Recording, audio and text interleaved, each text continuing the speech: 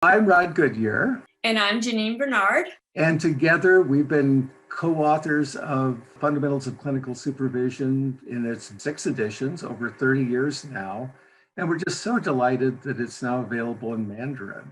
And so we thought we'd take this opportunity to talk a little about the book and how it's evolved over the years. And I still remember my delight in being invited by Janine to join her in writing this. We had both taught supervision at the doctoral level in our universities. And I think by doing so, we realized that the literature was very nascent and not well organized. You could find good articles, but no one had attempted to put it together yet. And it seemed like it was time. So for example, our chapter on the models of supervision was the first such chapter in our fields. Nobody had attempted to look at the models side by side to see what were the advantages of going in one direction, could they be merged, et cetera, et cetera. There were some books out on particular models or theoretical orientations. There were some articles about particular models, but no one had attempted to pull it together. So that's what we did.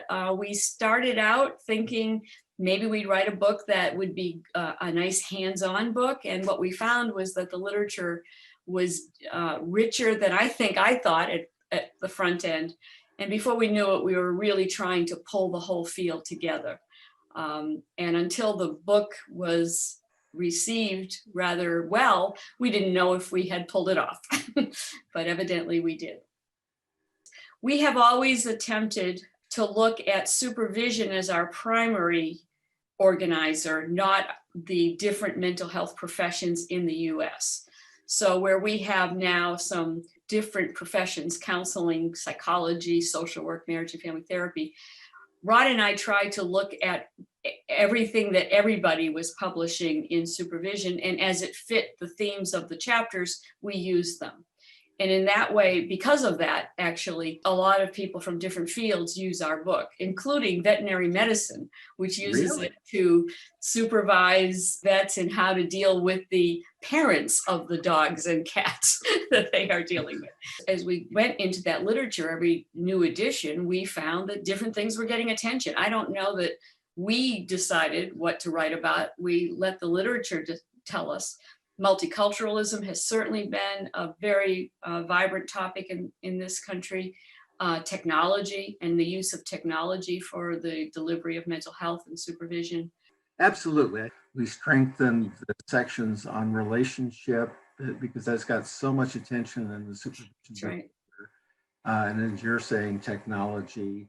And more recently, internationalism, that the literature on supervision across countries is slowly growing. And there's several articles now that have compared supervision across countries. Mike Ellis has done some work across Korea and US, and I've done some of that.